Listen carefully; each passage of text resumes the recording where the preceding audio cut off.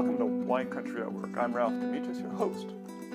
Now, we're wrapping up 2017, so this will actually be the first episode of 2018, and I thought this was a good time to talk about what we might call Wine Tasting 202, and that's the advanced class. But this one is specifically about wine tasting while you're on a tour. Now, some of it's applicable for when you're having wine at your home or tasting with friends, but it's really about the art and science of wine touring and tasting, because it's an unusual situation. In fact, it's one of the reasons why there's so few guides, is that there's very little that prepares you for going on the road with a group of people who all day long, place after place after place, are drinking. And they're not just drinking, a sip here or there. They're having usually almost a full glass of wine at every tasting, because that's what typically a tasting is. There'll be 4 glasses, and they'll pour, theoretically, an ounce at each winery. Well, 4 ounces, that's a glass of wine. Well, if you go to 4 wineries in a day, you definitely have to plan for that. Now, in truth, if you go to a sit-down tasting where they are using these big glasses, they pour more, and that's not unusual. It must be arthritis. Just when they start pouring, their wrists can't get back fast enough, and they will pour more. Sometimes it's 1.5 ounces, 2 ounces per glass. So you start talking about some serious tasting.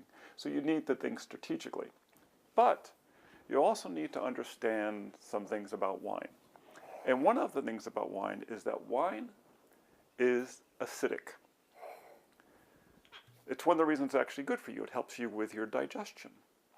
Because as we get older, most people's acid levels in their stomach actually weaken, and so it's a little harder for them to digest their foods. Well, wine at about 3.5, right, is just a little bit more alkaline, a little less acidic than your stomach acid. So it supplements your stomach acid. So when you have wine with a meal, it helps you digest. One little component there. People who taste a lot, and I'm speaking professionals, oftentimes will have problems with their teeth. Why? The teeth don't like acid very much. They really don't. It gets into them, it breaks things down, it breaks down the calcium, it breaks down the enamel, it gets into the gums, it causes all kinds of problems. Well, what are you going to do? You really love wine, you want to taste lots of wine, but you don't want to lose your teeth. There are solutions to that. What protects your body from acid? Fat. Coconut oil is a classic one. When you're going to be doing a lot of tasting, it never hurts to have coconut oil around. Take a little spoonful or a half spoonful of coconut oil, put it in your mouth, not too much, but just a little half teaspoon of coconut oil. Put it in your mouth and swirl it around, and just swirl it around until it coats absolutely every nook and cranny. The great thing about coconut oil is it's very neutral. There's very little flavor to it. So when you start tasting, it's going to wash away fairly quickly, but it's still going to be tucked away up in those little places where the acid will tend to go. And maybe if you do a lot of tasting in the course of the day, you might have to repeat that just to be, smart. But it will help protect your teeth and your gums from the onslaught of tasting 40 or 50 or 60 wines in the course of a day. Now, realize that when professionals taste wine, they don't drink it. You wouldn't be able to taste 50 or 60 wines and drink all that and remember what your name was, nonetheless what the wine was like. It doesn't work that way. Honestly, if you start tasting wines and you keep swallowing it, after about the 3rd or 4th taste, they all taste good. And the people who are pouring for you are so nice, and the whole experience gets very friendly. That's what we say in the wine tour business. Sometimes you meet people, they're not in a great mood initially, but after the first tasting, they're a lot friendlier, right? Because they're in a social situation, and wine lubricates the muscles, relaxes things, okay? But when you're tasting professionally, you can't do that. So what you do is you'll smell it, and what you do is you swirl. And swirl down here on the tabletop. Don't swirl it up here. Okay, you're not going to get as good of a swirl, and the chance of it ending up on your shirt or your top is much higher. But if you swirl it on the tabletop, you can get a much, much better swirl, and you can hold it nice and firmly down there, right? and really get it going so that the roughness of the crystal can pull apart the molecules. Because while it's been in the bottle, this is a nice sealed bottle, it's kept away from oxygen. But once you get it in the oxygen is when the flavors will start coming out, coming out, coming out. And this is designed, essentially, all these glasses are designed to basically bring the scent to your nose. Now, wine has alcohol. Alcohol evaporates faster than most other liquids. So what happens, or that liquids that we drink, so what happens is the alcohol is evaporating off of the surface. And when that happens, right, it's flowing up. So if you smell the wine up here, a lot of what you're getting is you're smelling the alcohol coming up off of the wine. And I say it's like having a napkin in front of your nose the whole time. You know, it just blocks it. What you need to do, and this is why the glasses are so big, you need to position the glass so the fumes will come up this way and come out over here like a little chimney. And then you put your nose down there. And then you can really smell the wine. You can really smell the wine. And what you want to do is you want to really swirl it so that those fumes get real active. Then pick it up,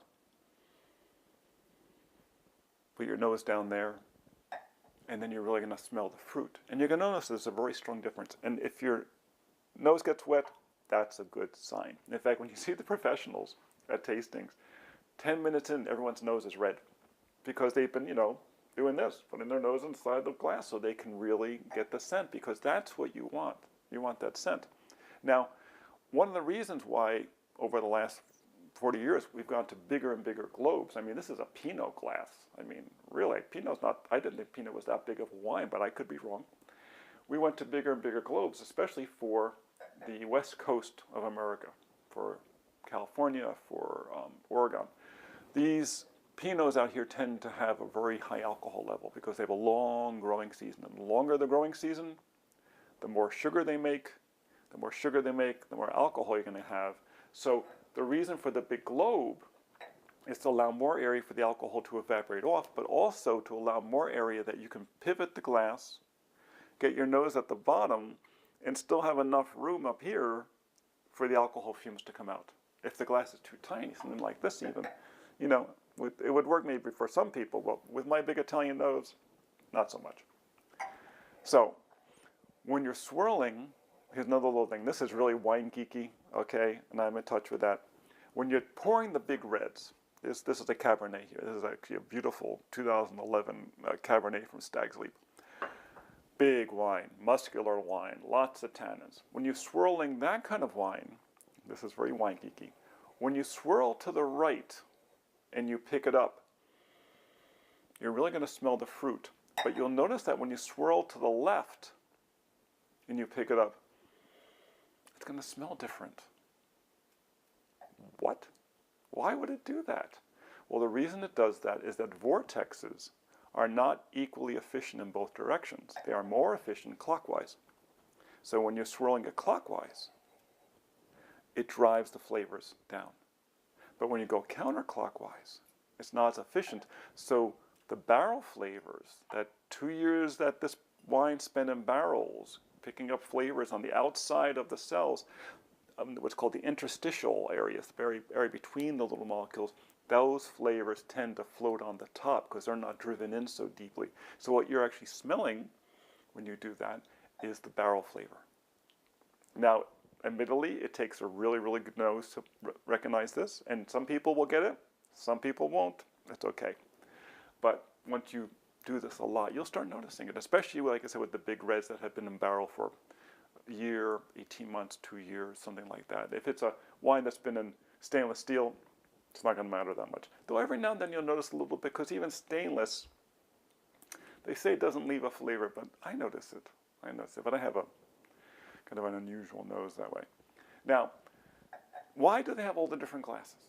Now, these have been designed for different wines. And the reality is, as long as you have a good surface area and you have fine crystal, like I said, these are crystal, they're not glass, glass is too smooth. As long as you have fine crystal, you'll get a good result out of the wine. tasting in glass, you never get the same result because the glass is too smooth. It won't pull those molecules apart. But crystal, that works well. And as long as you have enough surface area. But really, the tapering has to do with how much scent is there. See, this is not really the right glass for this Chardonnay. This would be maybe a better glass, one that focused it more, because Chard's flavors come off real, they're kind of jubilant. They like lift off real fast. And this is actually closer to maybe a Merlot glass or a general purpose glass. And I always think of it as Merlot glass because it's that big globe. And Merlot actually means blackbird because it's a big round berry. And it's got this beautiful black sheen to it, like the breast of a blackbird. Merlot in the local patois in France means blackbird, like Merlin, the man in the black cloak, Merlot. And I think of all this as a Merlot glass because it's got that great globe. It may be called something else. I think it's actually considered a general purpose wine glass, but it works great for Merlot. Why? Merlot has a lot of flavor, not as much tannin as Cab's. Cab's really like a big glass. And it delivers it up nice and evenly, but it still gives enough surface area. So that's why you have these different glasses. This one here, this is unusual. This, like I said, this is actually an Oregon Pinot glass. Why it's an Oregon Pinot glass? It's this little acid bump. They call it the acid bump. It was designed for them because they're so far north. It's actually similar to what you see in Mendocino too, in Northern California. They have a very dramatic range between full sun, daytime heat, and nighttime. Now, that's normal in a great wine region. That's normal. You have to have cool nights and hot days. The hot days have to be there so that you get a lot of sun on the grapes, so they make lots and lots of sugar, and a certain amount of the flavor is made inside the grape itself, in the skin, made by sunlight. A lot of the flavor of grape is made by sunlight. The other part of the grape actually is made from the roots. And in fact, especially in these big reds, those deeper flavors, they call them the phenols, these deep flavors, those come from the roots. And this is why with a great wine, with the very expensive wines, they prune grapes away. See, the grapes will make lots and lots of flavor. Pretty much, without a problem. They're getting it from the sunshine. But you can only make a certain amount of flavor from the roots. There's only a certain amount of roots to go along. So if you have too many grapes, those deeper flavors are being diluted between too many different bunches. So they'll go in there and they'll prune away what they call a green harvest, where they go in and they prune away grapes after they've turned their color, but before they've really ripened up, before they start packing up sugar, and they'll prune those away down to a prime number of grapes, depending upon how many bottles they want. That's the thing with great wines. It's how much handwork goes into them. How few grapes are you going to get? A grape can give you 10 or 15, you can get 15, 20 bottles of wine out of a vine. But when you get to these grape wines, you're getting maybe 2 or 3 bottles. And you have some that go down to 1 bottle per vine. You have some wines in the world, like a Chateau de Campos-Sauterne, where you get 1 glass per vine. How much are you pruning down? How much of the energy of the plant is going into that glass, right? So you have to have that hot sun. You have to have a cool night, because remember I talked about the acid? That acid level, it's just like with us, where our body manufactures acid. At night, our body dumps it out of the lymphatic system. In the morning, we get up and let go of it. The grape does the same thing. At night, and it releases all the acid that built up during the day. But if the grape is very cool at night, it's like sleeping in a bed where you need an extra cover and you're cold all night. You wake up really stiff. But once you get up and move around, then it starts, everything starts working better. Why? The acid's still trapped up in your lymph. And now once you move around and your muscles flex, the acid's going to drain out. You're going to feel better. It's the same thing with grapes. If they are kept cold at night, they will hold on to more acid. And they'll hold on to more acid in the grapes. You do not want a wine grape dumping all of its acid out, because you will get what's called a flabby wine. And flabby is never a compliment, ever. So, if you want to have a good structured wine, you have to have very cool at night, very hot during the day, and you have to place it where it has about 100 days of the sap rising and setting, because it's when the sap rises and sets that it makes those phenols as the sap travels through these crooked vines. That's why new vines don't give you the great flavors. They're too straight. You have to wait till they get a little bit windy. Now, because the Pinots from Mendocino and up along the coast are very acidic because it's very cool there at night, you have very high acid levels. And so what happens is when you taste the wine, what happens? The first place that acidic juice lands is the tip of the tongue. What do we register there? Sweet.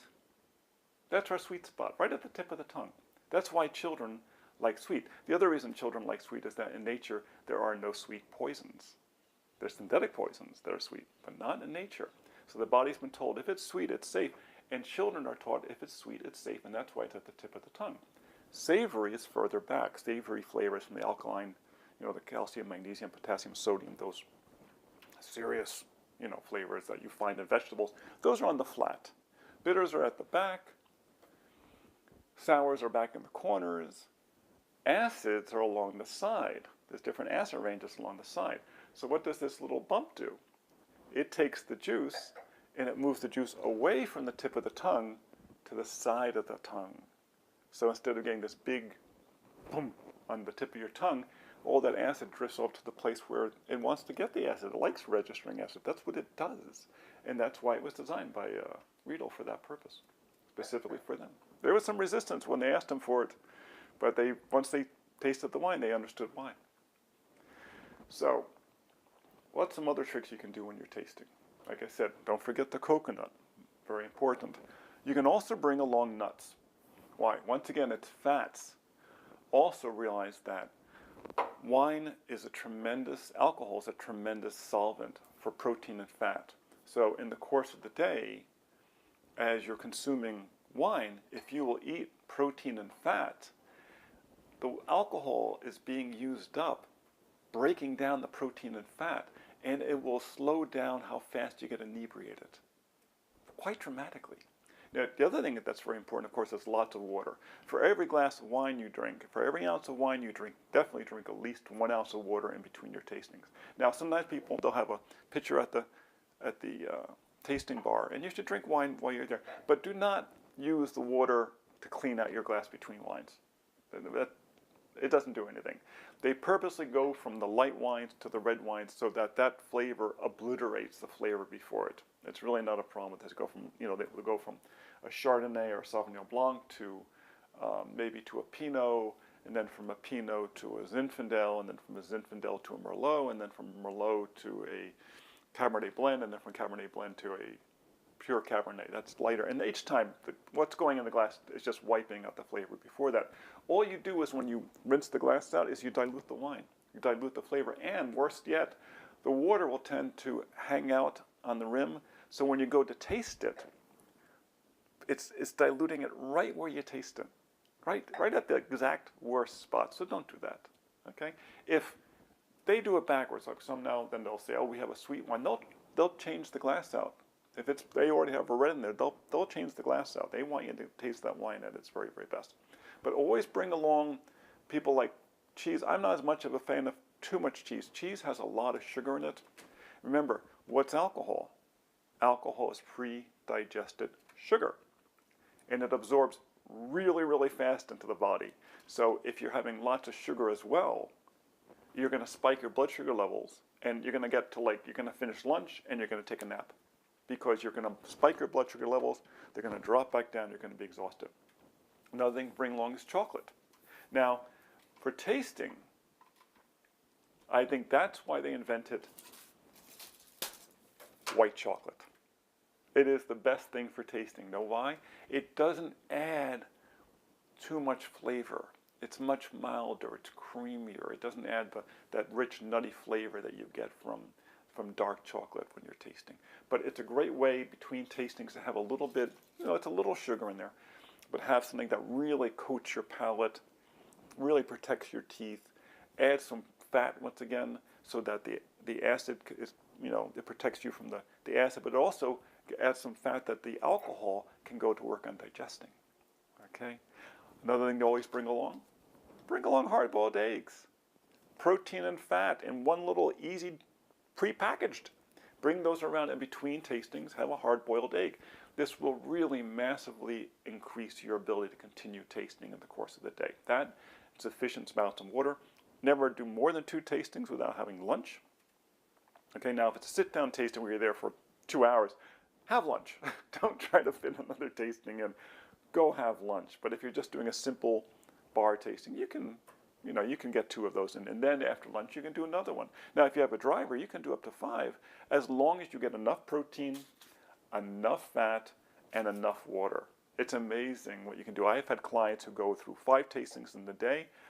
All day long I'm handing them bottles of water. I'm saying, no, you got to eat now. We can't go someplace else. When they get to the end of the day, they feel great. They feel fantastic, but they're not drunk. They feel like illuminated is the term, but they don't feel drunk. And that's really the secret. And the next day when I go to pick them up, they still feel good, because the worst thing is to taste all day and get dehydrated. The next day you wake up stiff and miserable with a headache. You don't want to do that. Lots of hydration, lots of fat, lots of protein. Now, when you taste a lot, and this is a professional thing, but people who really like wine should understand it, you want to supplement. And what do you want to supplement?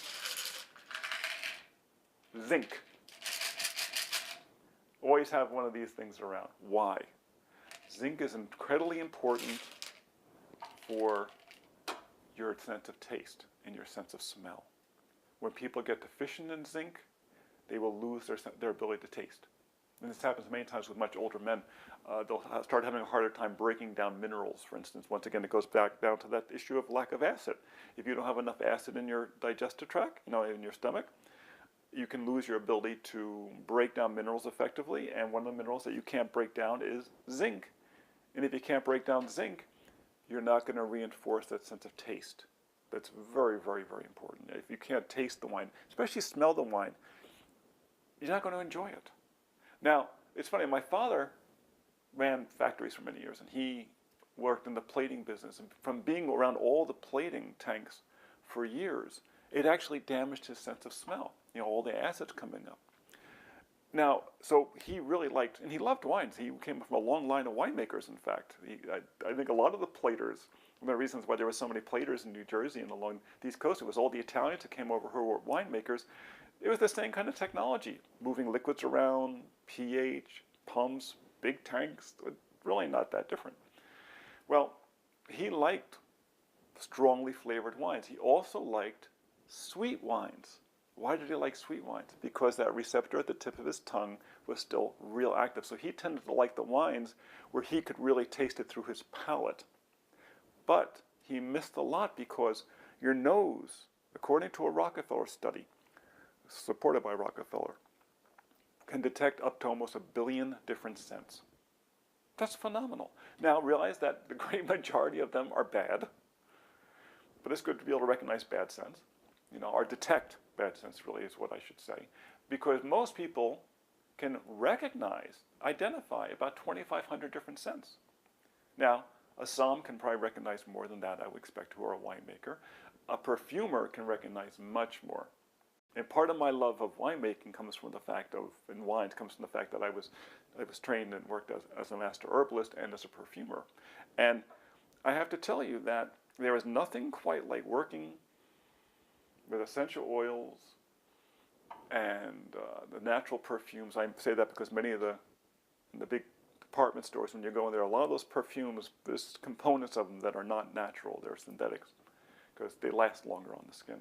But to work with these natural products, what it does is it educates your sense of smell. Because remember, a lot of your wine experience is that sense of smell. In fact, when you taste the wine and you keep it in your mouth, remember, you're going to pick this up, you're going to swirl it, you're going to pick it up, you're going to smell it, then you're going to sip it, you're going to let it go all over your palate. Especially the first one, they always pour whites first so they'll clear off your palate. Then you're going to, swallow it, and then you're going to taste the second taste. And the second taste is really where you get it. And let it go all over your tongue and keep it there for a while. And you'll hear the professionals like aerate, that kind of thing. Why are they doing that? Because there are certain flavors, there are certain scents, in fact, specifically, that your body only can detect. They're only released once they hit certain bacterium on the tongues. I go to tastings all the time with clients because I'm, the course of a year I'll be in about 500 tastings with my clients. And That's a lot of tasting. That's a lot of tasting considering I don't drink the wine. But while I'm there, I will smell the wines. But the reality is I can't get the full experience of what the flavors are because there's certain flavors that are only going to be released when they hit my tongue. And then there's some flavors that you're actually smelling from the back of the nose, from the throat up through the renal passage in the back of the nose. So that's why they do this whole swirl thing. Now also a little hint here. If you want to learn how to taste and spit, okay, professionals do it all the time and they can get really messy with it. My best suggestion is bring along a paper cup. You know, do the thing, swirl, smell, taste, and then spit it out into a cup. Okay, it's much politer, and then when you get enough, you can dump it in the dump bucket. Don't spit into the dump bucket, because most people, honestly, most wine tastings, very few people, you know, on the tour, people don't spit. They just don't. Why should they? They're on vacation. You know, it's definitely not as much fun when you spit. This is really a professional thing. But bring a cup along, you know, spit into that. I typically turn away when I spit and dump it just to be polite. You know, I want the people around me to be comfortable. I don't want to, you know, interfere with their experience. But I can't. Like I said, after 2 or 3 tastings, they all taste good. You know, and I really need to know when I'm at a winery, how good is the wine? What's the wine really like? Is it true to where the vineyards come from? What's the winemaker doing? I don't taste. I'm not a somm. I'm not a sommelier. Sommelier is basically a very high-level waiter. The reason they say, oh, this has grapefruit or this has cherry, they want to know, you know, the flavors that are natural to that wine. What food is it going to go with? Well, you know, how are you going to match it? If you know if it has grapefruit, well, you know, foods that have a high oil level, a high fat level, well, you know that that's going to go well with it. Or an Asian food, for instance, where if it has, you know, rich cherries, it's going to go well with things like steak and barbecue, because it complements those flavors. That's what they're looking for. I don't taste like that. I taste much more like a winemaker, I guess. I come from a long line of winemakers, and even though I don't work as one, I guess it's in the blood. Now, remember, when you're out tasting, bring along your protein, right? Your protein and fat. Maybe some white chocolate. Maybe start off the day with a little bit of coconut, or even bring it along. If you're doing a lot of tasting, really, it's amazing how much professionals can suffer from this. When just a little bit of coconut oil would save them a lot of aggravation. Work with some essential oils. And also the other thing is supplement. I'm telling you to supplement with zinc, but supplement with find a favorite herb that you like using. You know, something like either a peppermint, you know, drink peppermint tea, or by supplementing with more herbs. You see, these herbs have thousands of components in them. And it's like in science. If you have a spectrometer and you test a plant and it detects 300 components within that plant, that's amazing. But you know, there's another 10,000 which it knows it's there, but it can't recognize. Why? Because it was trained for that purpose. Just like with you, if you go eat the superfoods, the herbs, you get them into your diet, you supplement, what's going to happen is you will change your detector. So I hope this was all interesting. Come back and see us again here at Wine Country at Work.